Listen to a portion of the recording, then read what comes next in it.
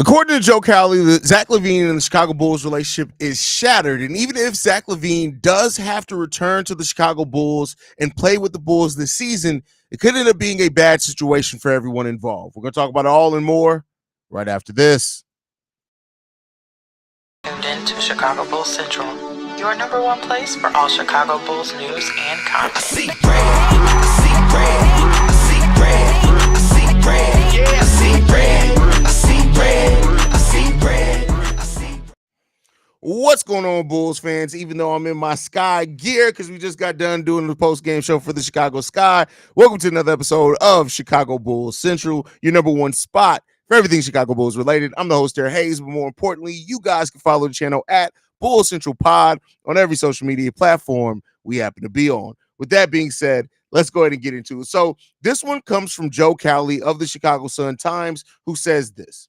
Well, there is a scenario in which LaVine is not moved and returns to the Bulls. He would do so to a locker room that would welcome him back, but a front office and ownership group that consider it the worst case scenario.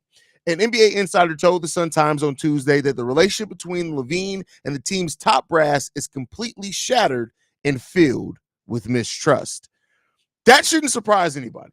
Listen, the thing with this is, and I've always maintained that Zach LaVine has his faults, and Zach LaVine has his place in the problem, but so does the front office. There is no one aspect of this Bulls franchise that is abstained or just the cause for the problems for the Chicago Bulls. And when you look at Zach LaVine and what it is, Zach LaVine has been a player that has been through the Bulls, that grew through the Bulls, that really rounded out his game and turned into the player that he was under the Chicago Bulls. When it was time for him to get his initial contract, they made him go out and sign an offer sheet with the Sacramento Kings. That was business. That was a different front office. It was 1 year after they got him. He was coming back from an injury. It made sense. He then works himself up, turns into a near 50, 40, 90 player, becoming a really good offensive player, one of the most well-rounded offensive players in the league.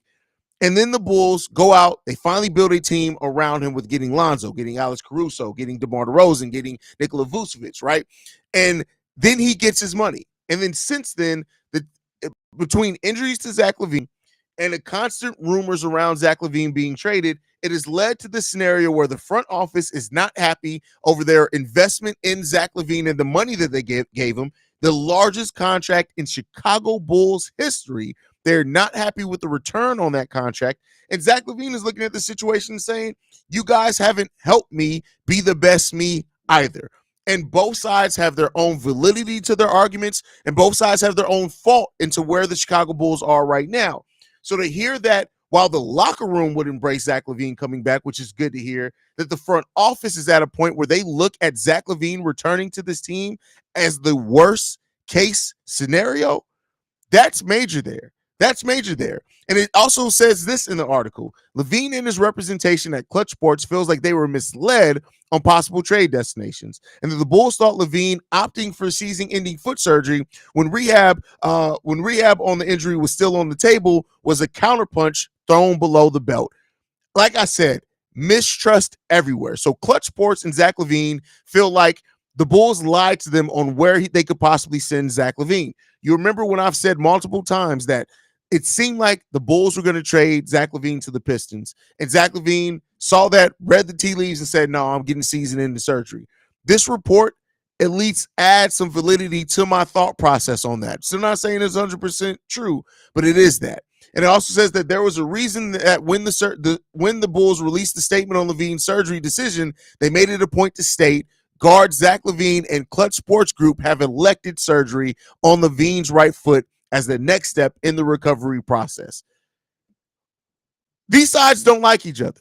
That's where it sits right now. Nobody's believing anybody. This is like being in a toxic relationship where both sides have cheated on each other and they're both saying, no, but you can trust me now. This thing is toxic. And like I said, I'm not blaming just Zach LaVine. I'm not blaming just the front office.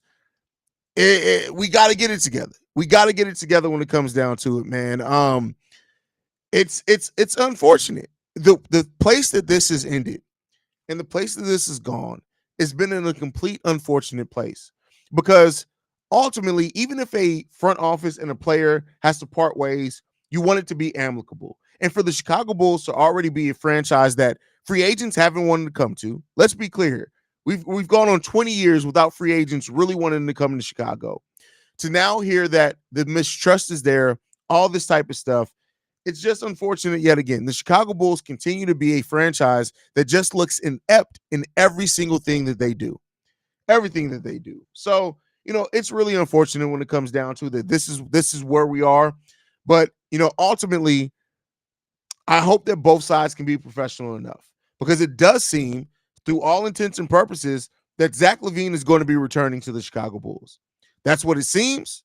Can't say that for sure, but that's what it seems like, is that they are not going to be able to find a trade partner for Zach LaVine. Zach LaVine is going to be back. He's going to be here in the Chicago Bulls uniform next year, and with the hope of both sides hoping that maybe something happens by the trade deadline. Now, to the credit, we've seen overall before players request or want to be traded, end up staying with the team, and maybe they end up working out a relationship later down the road.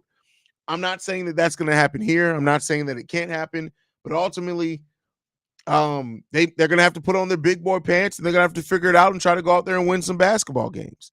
That's what's going to have to happen here, and we'll see if that's ends up being the case. But this was just another report in something that has just become frustrating. Like, it's just become the saga of Zach LaVine, the saga of DeMar DeRozan. All this has just been sad. Like, when you look at it, everything that we built here, except Alex Caruso, has ended sad. Alex Caruso did everything that he was going to do. The Bulls ended up trading him, but it didn't end like sadly. You look at Lonzo. They signed Lonzo. He was the perfect backcourt make next to Zach LaVine. He ends up going down with injury. He hasn't come back. If and when he does come back, this team is going to look very different. They end up giving Zach LaVine the highest contract in team history, and now they're trying to sell him away for peanuts and can't even do that. DeMar DeRozan came here, broke Wilt Chamberlain records in a Bulls uniform. Now the Bulls aren't in a place where they can even entertain bringing him back, and he's sitting in a place now where the free agent market has looked at DeMar DeRozan and said, we ain't got nothing for you. And then Nikola Vucevic, Vooch is Vooch. Vooch is just happy to be here. He got cooked over in FIBA. Freaking Cristiano Felicio was on the team that just cooked Nikola Vucevic, but it ended sad as well. So, with the Bulls picking this new path, hopefully with this, they learn from their mistakes. And I know I said that on an earlier live stream, but I truly mean that. They have to learn from the mistakes that got them there. And there are a lot of mistakes that got them there, both in player personnel, in team building, and in decisions being made and moving off of players faster, whatever. A lot has been made about it, man. And this Bulls off season has brought about a lot of clarity on where things have set. It's made a lot of the question marks that fans have had around this team. It's said that no, those were right. A lot of the speculative pieces, the narrative things, it all seemed to ended up being right when it was all said and done. We have been a poverty franchise and a laughing stock for years. And hopefully AK and Eversley have learned from this. Hopefully the ownership group has learned from this, and that we can start correcting this ship. It's not going to correct itself fast, but hopefully we can. And so to hear that it's reached this point where the Bulls front office looks at it as a worst case scenario for Zach LaVine to be on this roster, and that's still the most likely outcome, that's not a situation anybody wants to be in. Nobody should be left with something that they don't want, which the front office does not want Zach LaVine. And Zach LaVine should not be left in somewhere that A, is not wanted, and somewhere he probably doesn't even want to be anymore. So hopefully this all can turn out and ends up in the best place for the franchise and best place for Zach LaVine.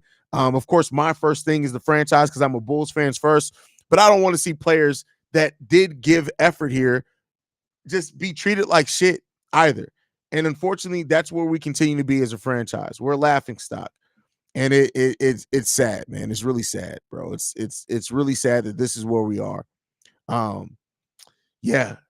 TC the trucker says, Haize, I appreciate you, bro, with the around the clock updates on the Bulls. No problem, bro. When I decided to do this channel, that was definitely part of it, man. And the center, and that's I like Nikola Vucevic. Nikola Vucevic isn't nearly as bad as what some people make him out to be. He's not. Sorry, he's just not. And like I saw you yesterday where you said, oh no, that is blaming it on DeMar DeRozan. No, that's just talking about the realities of it. DeMar and Vooch like to get their offense from the same spot. You're never going to get the best out of Nikola Vucevic when he's playing on the team with DeMar DeRozan. That's not blaming DeMar. That's blaming the front office for this roster construction. This is what it is. Zach killed himself when he screwed this team to go get foot surgery. He really did not need to duck a trade to the Pistons by Zach. I hope they keep him away from that team. I feel you. I mean, listen, but would you want to go to Detroit? Why wouldn't he want to be here? The UC packs every night and he gets paid because he wants to win and he wants to play for a coach that he trusts and he wants to play for a franchise that's going to show that it's going to do whatever it takes to win. That's it. Like, you think players really trip off? Hey, the UC is filled every night. I don't want to leave here. No, they care about winning. At some point, every player, whether they were motivated by money, the fame, whatever, at some point it becomes about winning.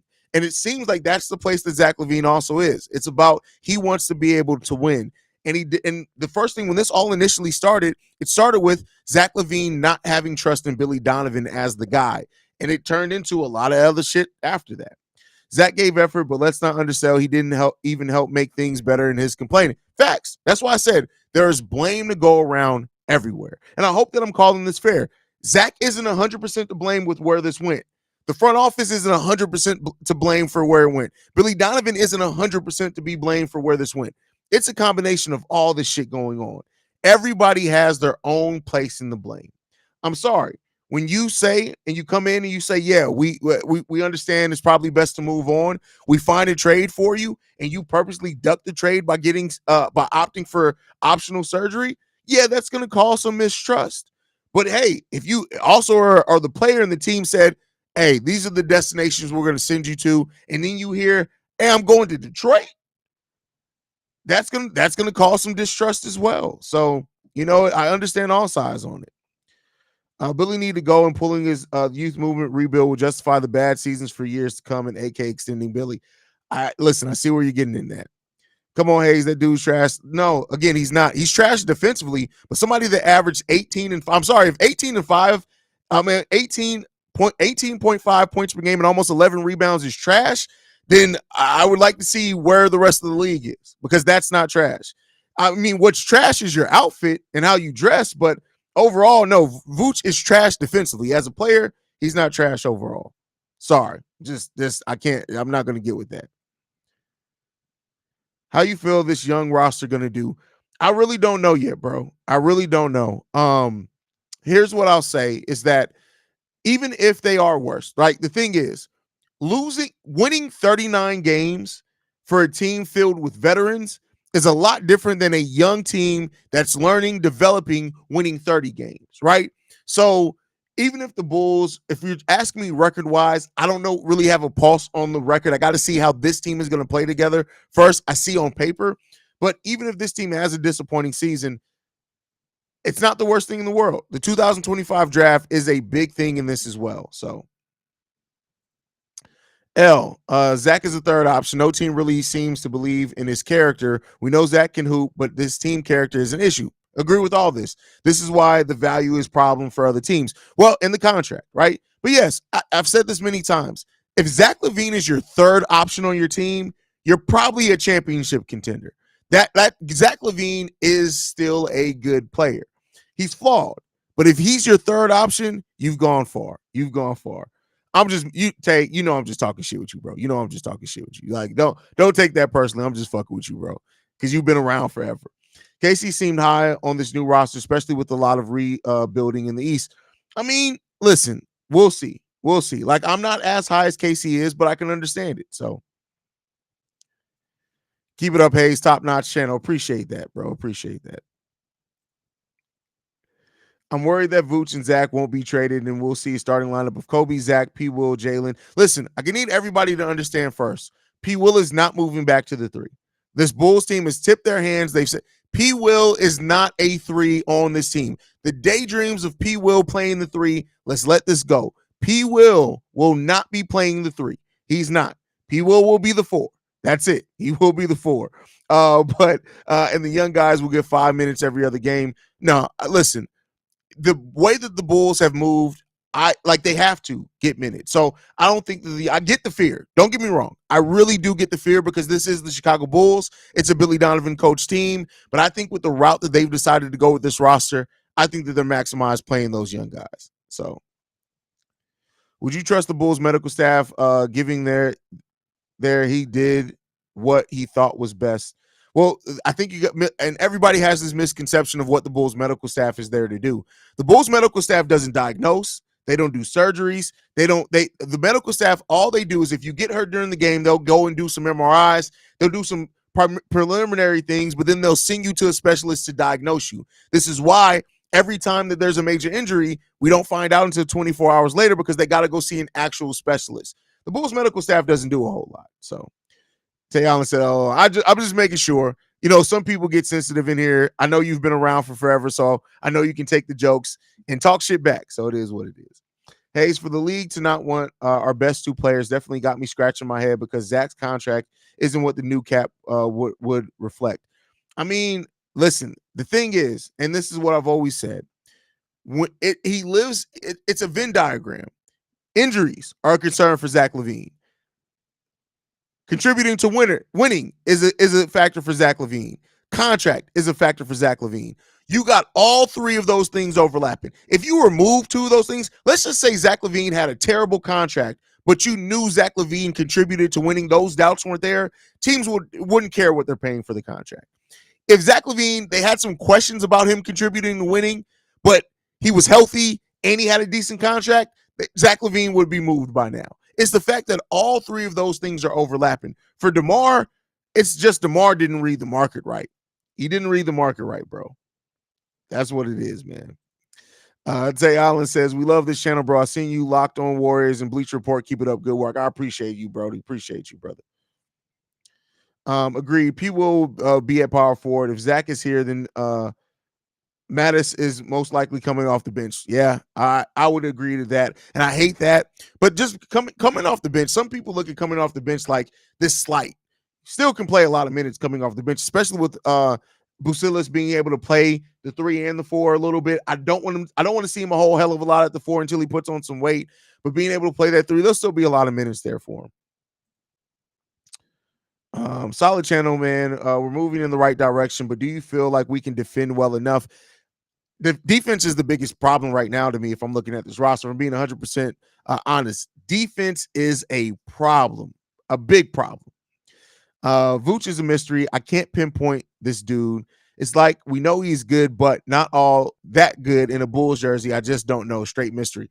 Yeah, I would not be surprised if Vooch is one of those players that if he is moved, people are like, where was that Vooch here? And it really just comes down to the roster construction. That's why I said like a team like Memphis, I know they got Zach Edey, would be great for Nikola Vucevic. They have shooting. They have stars. They don't have to rely on them to do a whole hell of a lot. They have a shot blocking defensive big next to him that can also stretch the floor so he can stay his ass in the middle. I'm not saying he's going to go to Memphis. Not saying that. I'm just saying on paper, Memphis could be a good team for them. So turnovers as well. Great point, JK. Turnovers as well. You're absolutely right on that. Absolutely right. He got moved after having a crazy contract and being as low stock-wise. How is Zach this hard to move? I mean, Ja Wall got moved after being hurt. Well, the difference is Ben Simmons got moved because James Harden only wanted to go to the Philadelphia 76ers. So, for example, if a player said, I only want to go to the Chicago Bulls, and a team's looking like, well, shit, what are we going to do? And the Bulls are willing to make a move. And don't forget, it's not like they also sent a bunch of picks there. That's where that's a unique situation. It's not, everything isn't comparable. You got to look at the intricacies of it. So those are the things that matter as well there. As far as the John Wall piece, if I'm not mistaken, when John Wall was moved, though, he only had 1, maybe 2 years left on his deal. Zach LaVine has 3 or 4 years left on his deal. I think 3 years left on his deal. It's a little bit different there, man.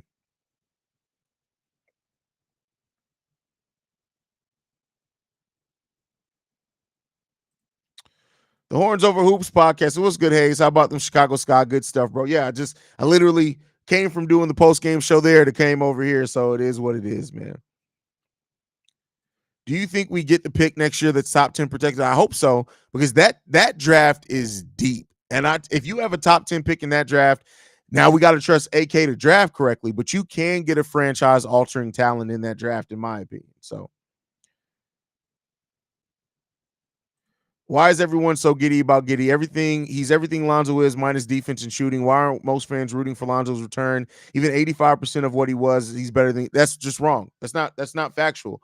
You're always going to root for a younger player that doesn't have injury concerns over somebody who has major injury concerns. And even if they come back to 85%, you got to question how long are they going to be able to stay there. Let's also look at Josh Giddy. Like I said, I like to debunk narratives. When Josh Giddy was not playing with another ball dominant point guard, he averaged 17, 6, and 6. That's not like, I'm sorry, but that's more than most of what Lonzo Ball gave, even without shooting the three. On top of that, being 21 years old, there's still some chance of him developing a shot. I don't want him to be, he's not going to ever be a Lonzo Ball shooter, but maybe respectable. You got to look at it. He's not, and the 3-point shot isn't terrible. People are acting like he's shooting, he's shooting freaking DeMar DeRozan numbers. It's better than that. But then you got to look at the other things outside of basketball. Where did my thing go? I just had cleaning the glass up. So Josh Giddy, that's not the right stat. Here we go.